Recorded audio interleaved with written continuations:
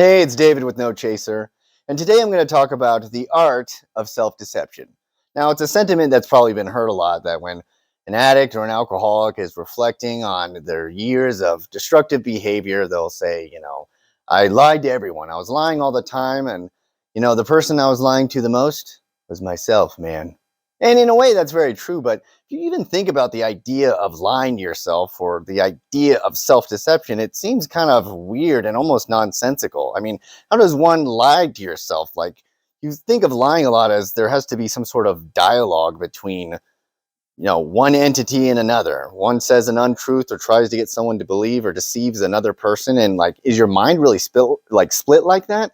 Like, there is a lot of ideas about how there is like the addictive mind as if it's almost this separate thing. Like a lot of people like anthropomorphize addiction as like it's trying to get me or it's tricking me or it wants me to go back to drinking or using.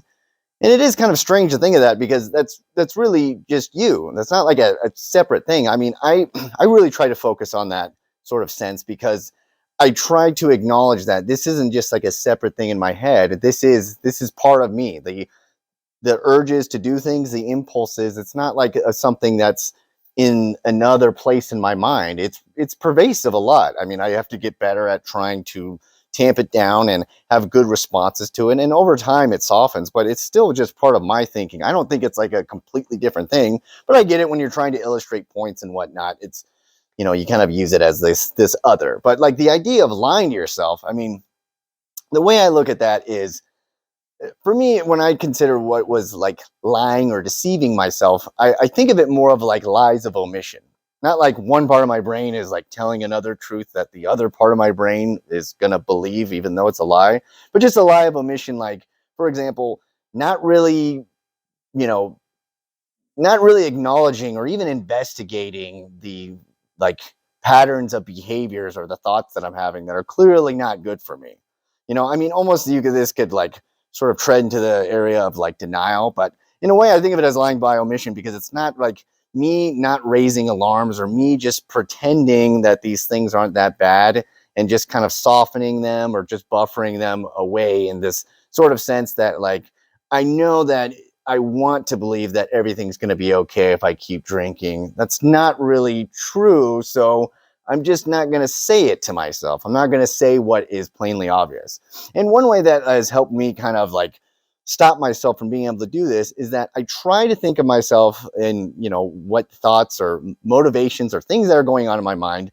When I get to some sort of point where the choice seems a little murky, I try to look at it from like an objective point of view, as if what I'm telling myself, what would I think about it if like one of my friends was telling me it, or just not even someone I have that much emotional attachment to, like just a coworker or something I just read online. Someone gives some testimonial and I read that, and what would I think of that? Because a lot of times, if you had like taken your thoughts or taken your motives, within a sort of like objective mind, as if it wasn't you saying it to yourself, they would seem pretty crazy. If you told yourself like, this drinking hasn't really gotten out of hand, you could stop, pull yourself away and just kind of go, well, dude, you've like gotten into legal trouble. Plenty of people have kind of noticed. Some people have been worried about you. If this was anybody else, like if someone did your exact behaviors and then told that thought to you, you'd be like, oh man, you're crazy. This is clearly a problem. But this goes a little bit deeper into what I consider the self-deception. And it's something that people use.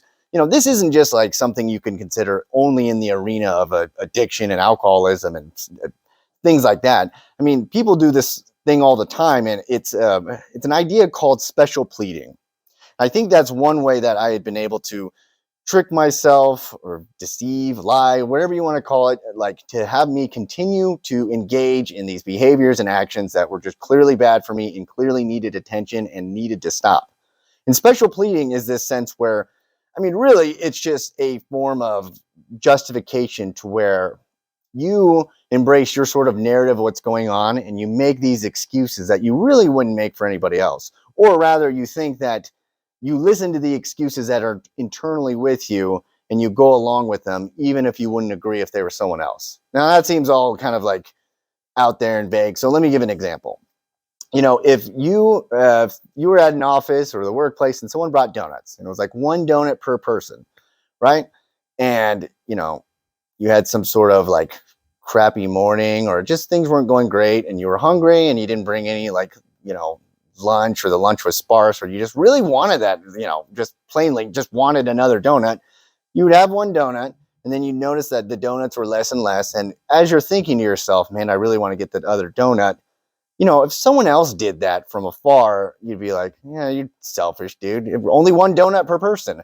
But in special pleading, you start spinning this talk and this sort of testimony to yourself of like, man, I've had a really hard day. And, some people, like, I don't even think they like donuts that much. I mean, I normally don't like take much from the office. I actually do extra work. I clean up around the fridge. I do all this stuff. Like, I kind of deserve this donut, and it won't be a big deal.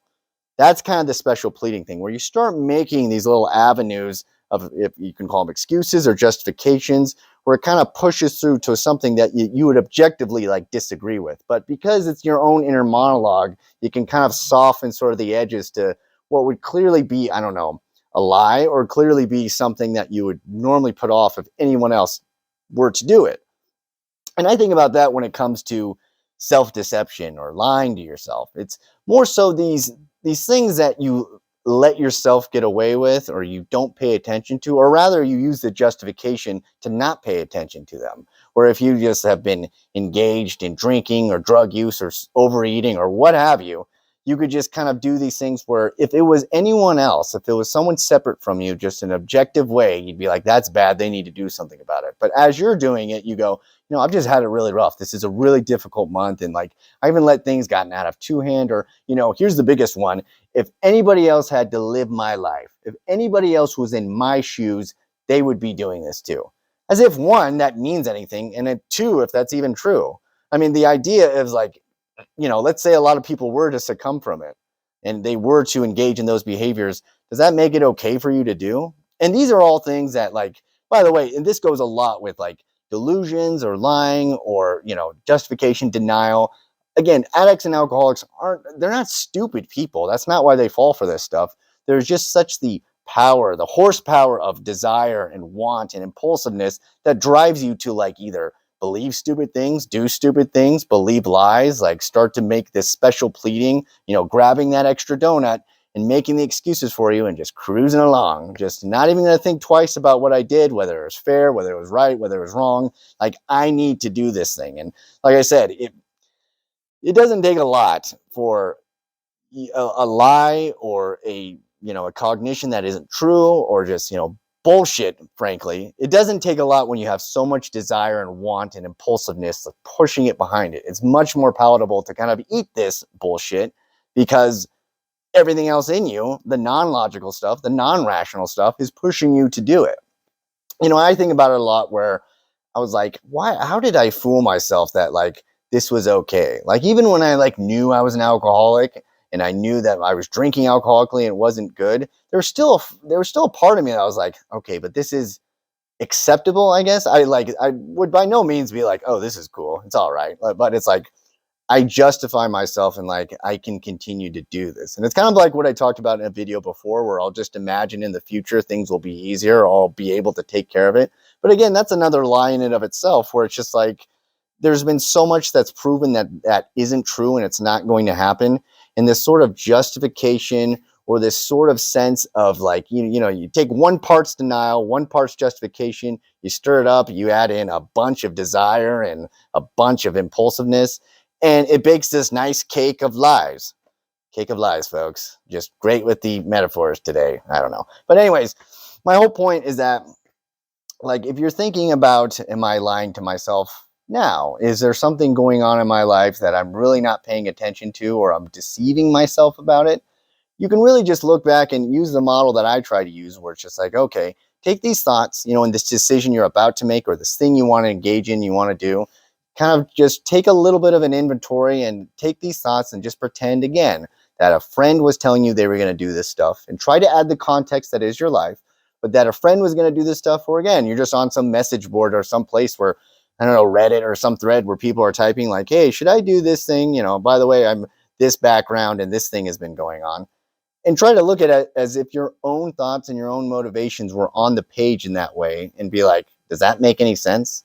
I mean, it's hard to look at things in your own mind objectively, because it is your mind. You have all the context of you and your whole life and everything that's led up to that point. But if you can try to make that separation, it makes it a little bit easier to at least face, even though it'll be tough to still not make the right decision, at least face what's going on and face what your real motives, motivations, and wants really are in that retrospect. I don't know if any of that made any sense, but I hope that helps or puts, some sense to this crazy stuff that goes up on here. I don't know. Anyways, I hope anybody that's still struggling, that they can make it through. People who are doing well, keep it up. Just anybody in general watching this, I hope you be well.